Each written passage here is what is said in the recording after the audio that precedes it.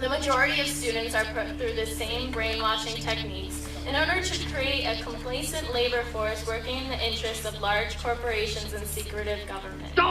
And worst of all, they are completely unaware of it. H.L. Mencken wrote in the American Mercury for April 1924 that the aim of public education is not to fill the young of this species with knowledge and awaken their intelligence. Nothing could be further from the truth. The aim is simply to reduce as many individuals as possible to the same safe level, to breed and train a standardized citizenry, to put down dissent and originality. That is the aim in the United States. To illustrate this idea, doesn't it perturb you to learn about the idea of critical thinking? Is there really such a thing as uncritically thinking? To think is to process information in order to form an opinion. But if we are not critical when processing this information, are we really thinking? Or are we mindlessly accepting other opinions as truth? The lack of a real student government, combined with the authoritative attitude that a few teachers, administrators, and board members have, prevents students from truly developing as leaders. I would like to describe to you as honestly as I can how it is I came to represent our graduating class on this occasion as its valedictorian. At each time that I say I will work harder, you say that it will take me longer. Why do you say that?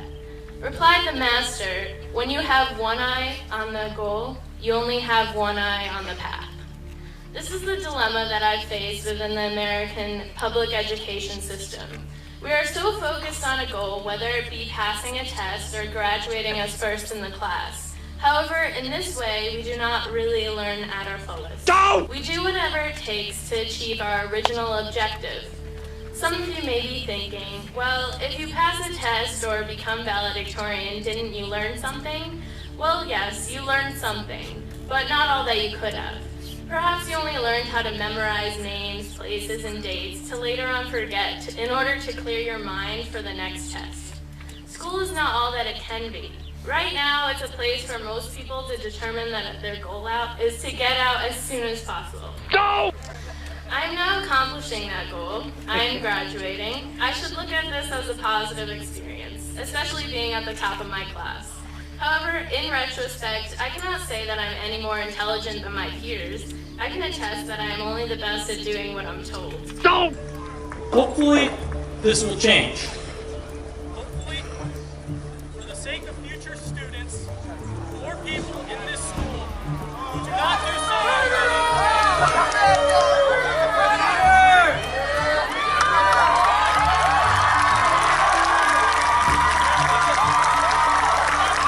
As much as I would like to say that I was chosen because of my hard work, dedication, and intellect, I would be far from truthful in doing so, as I have met and studied alongside individuals more diligent and talented than myself in the past 4 years.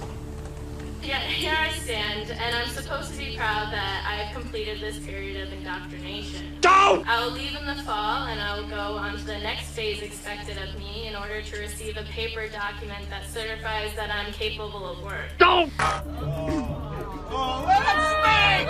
Let him speak! Let him speak!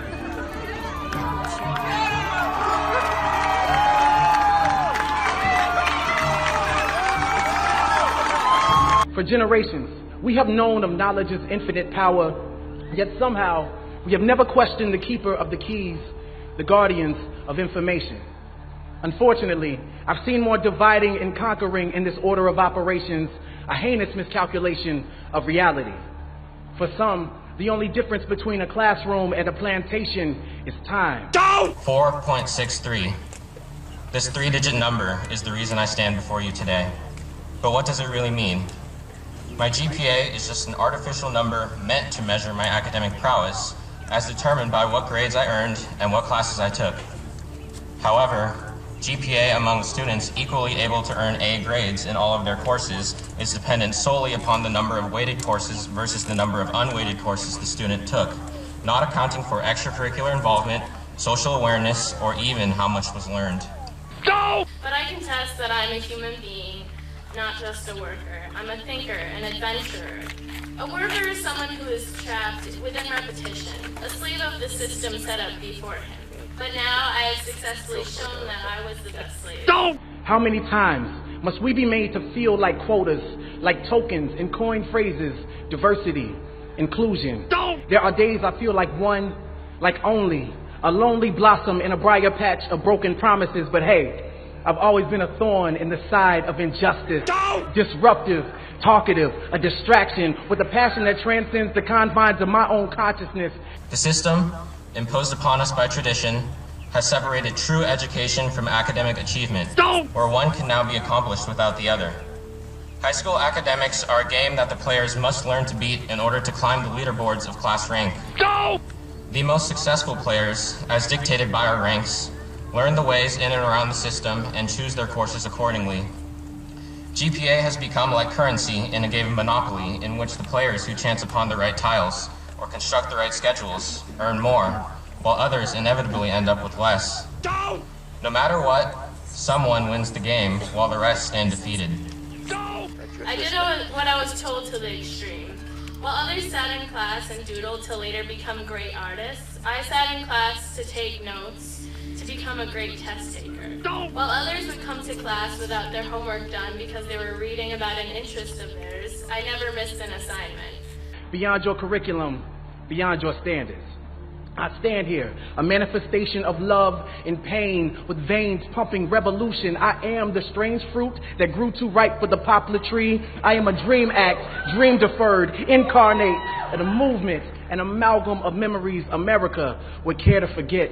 My past alone won't allow me to sit still, so my body, like my mind, cannot be contained. As educators, rather than raising your voices over the rustling of our chains, take them off, uncuff us, unencumbered by the lumbering weight of poverty and privilege, policy and ignorance. School has instilled the same spirit of competition within its participants, diminishing its original purpose, to educate citizens for the future.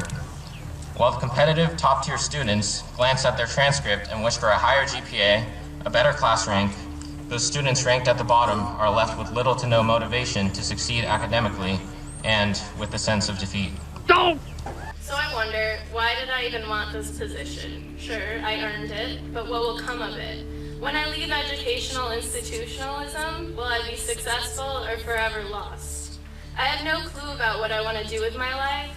I have no interest because I saw every subject as a study, as work, and I excelled at every subject just for the purpose of excelling and not learning.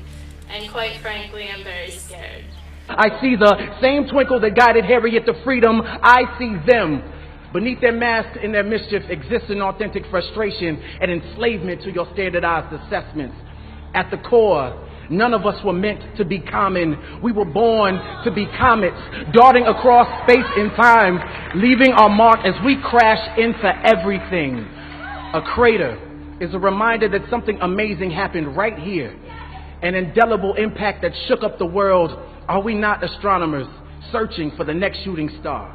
These points bring me back to my original question of why it is I who was chosen to represent you on this occasion. I climbed the ladder of class rank to the top because I failed to participate in activities such as athletics, band, speech and debate, and journalism that ironically would have decreased my GPA, while I watched my peers become involved and accomplished and improve as human beings. It is for this reason I confess that I don't believe I am qualified to represent my graduating class. John Taylor Gatto, a retired school teacher and activist critical of compulsory schooling, asserts, "We could encourage the best qualities of youthfulness, curiosity, adventure, resilience, the capacity for surprising insight simply by being more flexible about time, texts, and tests, by introducing kids into truly competent adults, and by giving each student what autonomy he or she needs in order to take a risk every now and then." But we don't do that. Between these cinder block walls, we are all expected to be the same. We are trained to ace every standardized test, and those who deviate and see light through a different lens are worthless to the scheme of public education, and therefore viewed with contempt. I teach in hopes of turning content into rocket ships, tribulations into telescopes, so a child can see their true potential from right where they stand, and injustice is telling them they are stars without acknowledging the night that surrounds them. Injustice is telling them education is the key, while you continue to change the locks. Education is no equalizer. Rather, it is the sleep that precedes the American dream. So wake up, lift your voices until you patch every hole in a child's broken sky. Wake up, every child, so they know of their celestial potential. I've been the black hole in a classroom for far too long, absorbing everything without allowing my light to escape. But those days are done. I belong among the stars, and so do you. And so do they. The student who ends up with the highest GPA is the one glorified under the name Valedictorian and chosen to represent the class, when in reality, grades have little to do with one's knowledge of his or her classmates. In attaining a high GPA, I tended towards social isolation. The sole responsibility of the valedictorian and the salutatorian is to deliver a speech representative of the graduating class, a task that hardly coincides with the selection criterion of GPA. And now here I am in a world guided by fear, a world suppressing the uniqueness that lies inside each of us.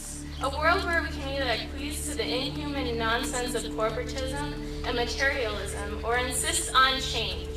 We are not enlivened by an educational system that clandestinely sets us up for jobs that could be automated, for work that need not be done, for enslavement without fervency for meaningful achievement.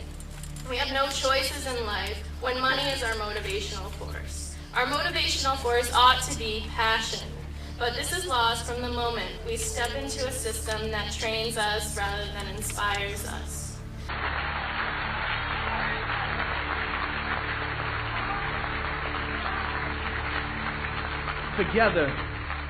Together, we can inspire galaxies of greatness for generations to come.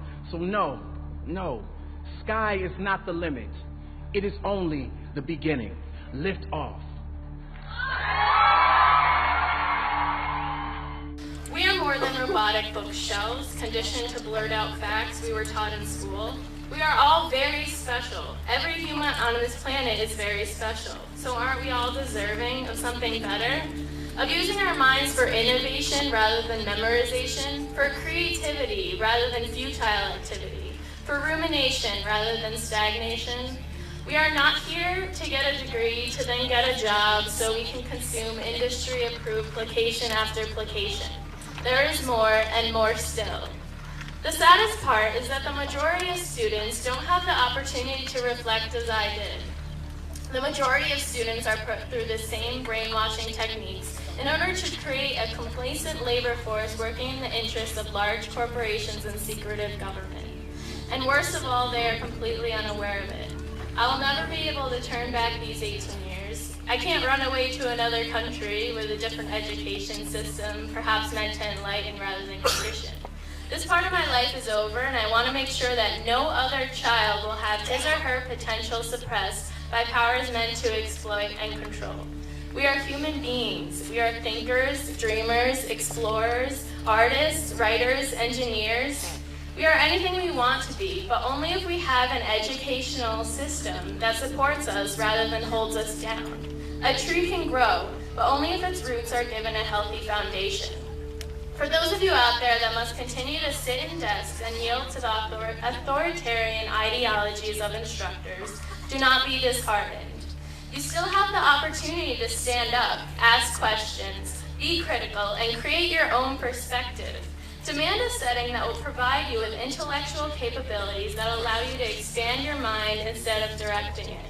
Demand that you be interested in class. Demand that the excuse, you have to learn this for the test, is not good enough for you.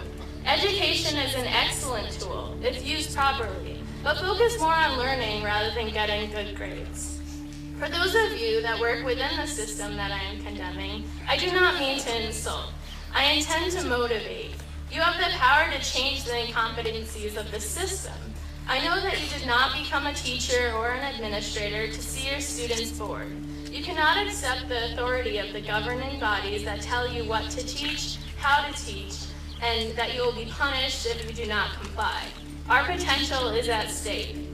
For those of you that are now leaving this establishment, I say, do not forget what went on in these classrooms. Do not abandon those that come after you. We are the new future, and we are not going to let tradition stand. We will break down the walls of corruption to let a garden of knowledge grow throughout America. Once educated properly, we will be cultivated and wise. We will have the power to do anything, and best of all, we will use that power for only good. We will not accept anything at face value. We will ask questions, and we will demand truth.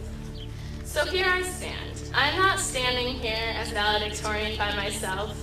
I was molded by my environment, by all my peers who are sitting here behind me. I couldn't have accomplished this without all of you. It was all of you who truly made me the person I am today. It was all of you who were my competition, yet my backbone. In that way, we are all valedictorians. I am now supposed to say farewell to this institution, those who maintain it, and those who stand with me and behind me. But I hope this farewell is more of a see you later, when we are all working together to rear a pedagogic movement.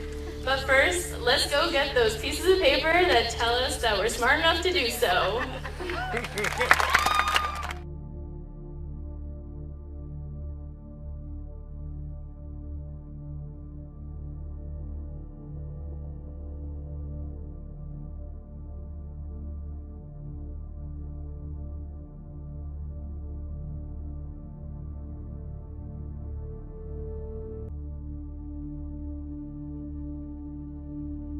Guys, thanks for watching. I create at least one new video every day. If you get something out of this content and you want to be alerted when I upload new material, subscribe to High Impact Vlogs, hit the bell notification icon, give it a thumbs up, and share it with everybody you know. Because the specter of censorship and termination looms over channels like mine, be sure to subscribe to my free private email list through my website, highimpactflix.com. And if you think it's worth helping the cause of truth here on this channel, you can support my work on Patreon or PayPal, or you can grab a hard-hitting shirt from the most politically incorrect shirt store on the planet. There are over 100 kick-ass designs, and I'm adding new ones every week. All these links are in the description and in the pinned comment. Remember, don't just believe anything and keep questioning everything. I'll see you guys in the next heavily censored video.